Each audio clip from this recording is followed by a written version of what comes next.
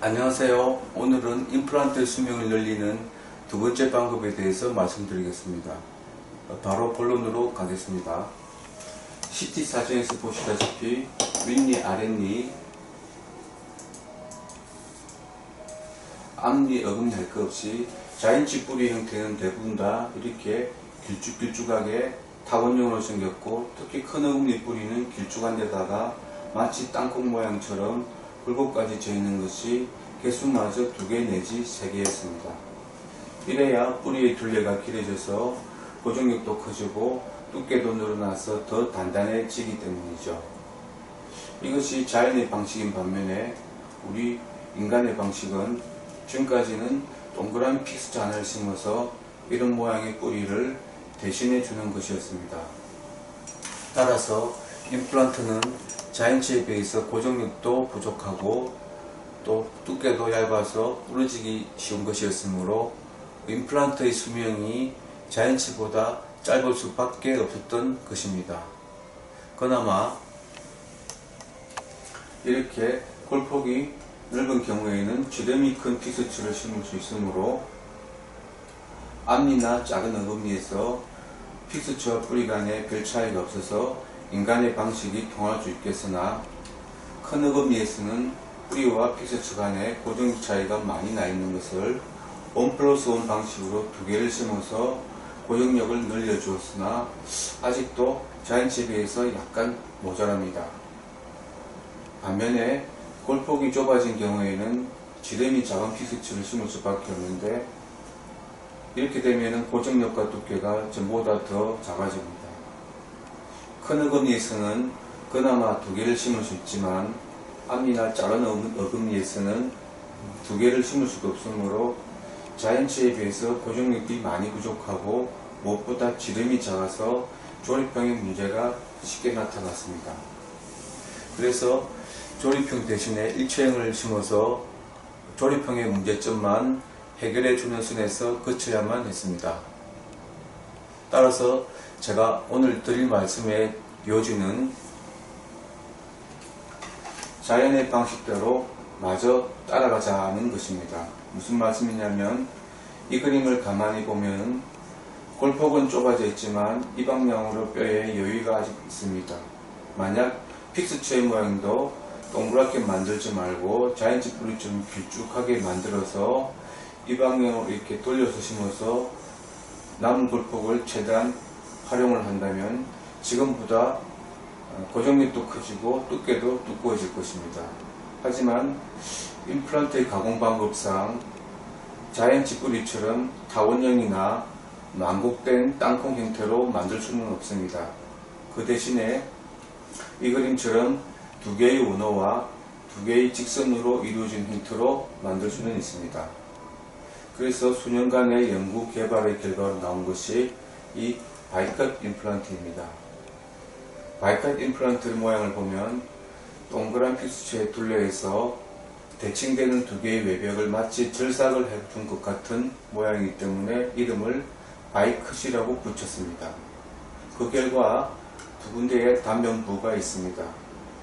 이런 모양이므로 바이컷 임플란트를 골폭이 좁은 지족을 내 단면부가 골폭 방향으로 이렇게 심깁을 하게 되면은 절삭을 준 양만큼 지족의 두께가 추가로 확보가 되므로 좁은 골폭에서 지름이 큰 픽스처를 심을 수 있게 되는 효과가 있습니다. 따라서 뼈이식 수술을 할 필요가 없습니다. 좀 더 구체적으로 설명을 드려보겠습니다. 예를 들어 5.3의 골폭을 가진 치족을 한다면 지름 3.3 픽스처 밖에 심을 수가 없고, 이보다 더 큰 것은 심을 수가 없습니다. 왜냐하면 수술의 원칙상 최소 1mm 두께의 치조볼이 픽스처 둘레의 전체를 다 감싸고 있어야 되기 때문이죠. 지름 3.3의 둘레는 10.3mm입니다. 그런데 지름 4.3의 바이컷은 이 부분의 지름은 4.3이지만 단면부 간의 길이는 3.3입니다. 그래서 이 단면부가 이 골폭 방향을 향하게 이렇게 일치하게 돌려 심게 되면은 이 부분에서 1mm의 골폭이 확보가 되므로 식립이 가능해집니다. 둘레 계산을 해보면 12.98이 되어서 이 고정력 백분율표를 보시면 지름 4.3 바이카스는 지름 3.3에 비교해서 봤을 때 약 25%의 고정력 증가 효과가 있고, 지름 4.3과 비교해 봤을 때는 불과 4%밖에 작은 수치입니다. 다시 말해서 바이카스를 심게 되면은 지름 3.3밖에 못 심는 골폭에서 지름 4.3을 심을 수 있는 셈입니다. 이런 효과가 바이카스 임플란트 로고에 잘 나타나 있습니다. 먼저 둘레를 비교해 보시면 기존의 동그란 임플란트의 둘레보다 바이카스 임플란트의 둘레가 이렇게 더 늘어나서 고정력이 커지고, 또 면적을 비교해 보시면 빨갛게 표시한 만큼 두께가 더 늘어나서 더 단단해지는 것입니다. 그럼 먼저 앞니 적용을 해 보겠습니다.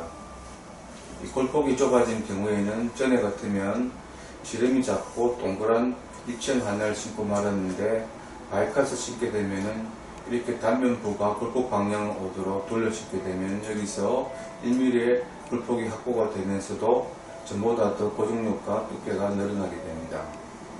실제 사진을 보시면 얇은 앞니뼈에서 컷을 준 이 부분에서 충분한 골폭을 얻으면서도 전보다 더 고정력도 크고 두께도 큰 픽스처를 심을 수가 있게 되는 것입니다. 작은 어금니 경우를 보겠습니다. 역시 전에는 골폭이 작아서 지름이 작은 픽스처를 심고 말았는데, 지금은 골폭에 맞춰서 바이카스를 심게 되면은 마찬가지 효과가 얻을 수 있습니다. 자, 골폭이 큰 경우에는 지름이 크므로 픽스처와 뿌리 간에 별 차이가 없으므로 굳이 바이카스를 심지 않아도 됩니다. 하지만 골폭에 비해서 이 부분의 폭이 유난히 작은 경우가 있는데, 주로 윗니, 어금니에 이런 경우가 많습니다.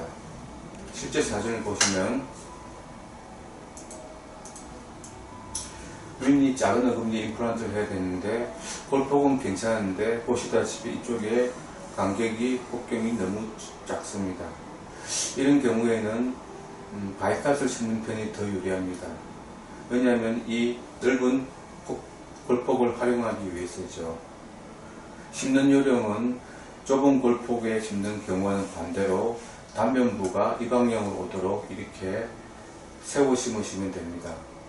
그 결과 이 단면부 있는 이 부분에서 동그란 픽스처보다는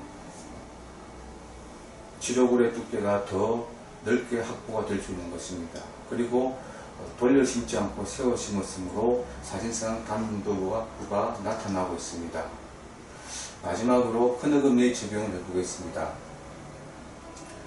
골폭이 좁은 경우에는 동그란 것이건 바이컷이건 골폭에 맞게 일체형 두 개를 심는 한 가지 방법밖에는 없습니다. 반면에 골폭이 넓은 경우에는 전에는 이렇게 심고 말았지만 바이컷을 심을 때는 두 가지 방법이 있습니다. 예를 들어서 시조 골폭이 6.3mm라고 한다면, 첫째, 지름 5.3 바이컷을 하나를 심는 방법과 둘째, 지름 4.3 바이컷을 두 개를 심는 방법이 있습니다. 첫 번째 방법을 보시면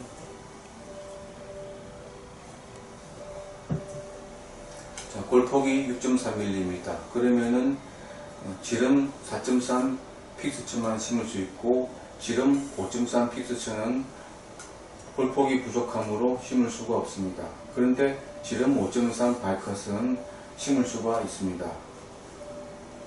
백분율표를 보시면 지름 5.3 바이컷은 지름 4.3에 비해서 21%의 고정력 증가 효과가 있고, 5.3에 비교해 봤을 때 98%로 별 차이가 없습니다. 즉, 바이컷을 심게 되면은 지름 4.3밖에 못 심는 상황에서 지름 5.3을 심을 수 있게 되는 셈입니다. 따라서 이 둘레가 이만큼 늘어나서 고정력이 커지고 두께도 늘어나서 더 단단해지는 것입니다. 두 번째 방법을 보시면 역시 6.3mm 골폭이라 한다면은 전에는 이렇게 골폭이 남는데도 두 개를 심기 위해서 지름 3.8 픽스처를 심었던 경우입니다. 하지만 바이카스를 심게 되면은 지름 4.3 바이카스를 이렇게 세워 심음으로 해서 이 부분의 골폭을 마저 활용할 수 있게 되었습니다. 지름 4.3 바이카스는 지름 4.3과 비교했을 때 별 차이가 나지 않습니다. 그래서 비교를 해보시면 지름 3.8 두 개를 심었던 상황에서 지름 4.3 두 개를 심는 셈이 되는 것이죠. 그래서 이렇게 둘레가 늘어나고 고정력이 커지고 두께도 늘어나는 것입니다. 이렇게 가만히 보시면 커너금리 뿌리의 고정력과 두께와 지금 거의 비슷한 게 되었으므로 이렇게 되면은 자연의 방식에 완전히 따라가는 것입니다. 자, 두 가지 방법을 비교해 보시면 먼저 고정력을 보면은 두 번째 방법이 첫 번째 방법보다 훨씬 낫다는 것을 이 둘레를 비교해 보시면 쉽게 아실 겁니다. 두께는 서로가 비슷합니다. 따라서 첫 번째는 두 번째에 비해서 차선책이 되는데 첫 번째 방법을 쓰는 경우는 이 골폭은 넓지만 이 방향의 간격이 충분치 못해서 이것처럼 두 개를 심기가 애매하거나 어려울 경우입니다. 아래 커너금리도 이런 경우가 있는데 주로 위에 커너금리에 이런 경우가 많습니다. 실제 사진을 보시면 자, 위에 커너금리에 임플란트를 해놔야 되는데 골폭은 넓지만 보시다시피 간격이 좁아서 두 개를 심기가 애매합니다.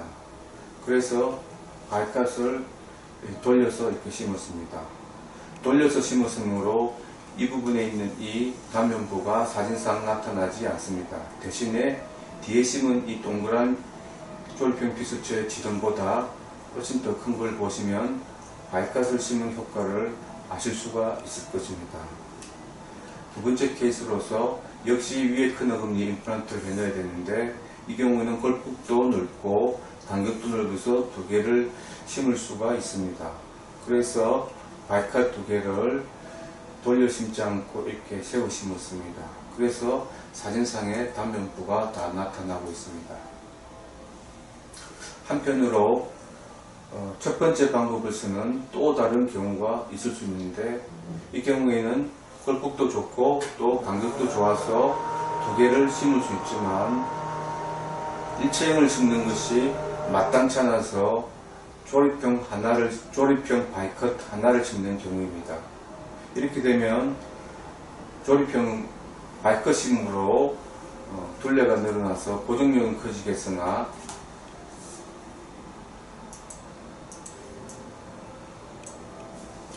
이 단면부의 외벽의 두께는 여전히 여전히 얇으므로 조립형의 문제점이 남아 있습니다. 따라서 이 바이컷 기술은 속이 꽉 차 있는 일체형에 적합한 기술이고 이렇게 속을 이렇게 파놓은 이 조립형에 쓰기에는 적합지 않으므로 쓰지 않는 것이 좋겠다는 것이 개발자인 저의 견해입니다. 자, 이제 정리를 해보겠습니다. 자, 바이컷 임플란트의 개발 목적은 이렇습니다. 잔존 치조골의 골량을 최대한 활용해서 심음으로 해서 임플란트의 수명을 자연치에 최대한 가깝게 늘려주기 위해서이고 그 효과는 동일한 골폭에서 기존의 동그란 임플란트를 심었을 때보다 고정력과 강도가 커진다는 것입니다. 특히 골폭이 좁은 경우에 효과적입니다. 따라서 뼈이식 수술을 안 해도 된다는 것은 두 번 말할 필요가 없습니다. 이상으로 임플란트의 수명을 늘리는 두 번째 방법에 대해서 말씀드렸습니다. 하지만 제가 전에도 말씀드렸다시피 이 세상에 완벽한 것은 없습니다. 그래서 어떠한 임플란트도 어떠한 수술 방법도 완벽하지는 않습니다. 다만 꾸준히 개선되고 있는 중입니다. 따라서 시간이 난다면 다음 시간에는 일체형 임플란트의 장점과 단점에 대해서도 한번 종합적으로 말씀을 드리려고 하고 아울러 관련된 내용으로서 어찌 보면은 임플란트의 수명을 늘리는 세 번째 방법이 될 수도 있는 전혀 새로운 디자인의 조립형 바이컷 임플란트에 대해서도 소개를 드리려고 합니다. 시청해 주셔서 감사합니다.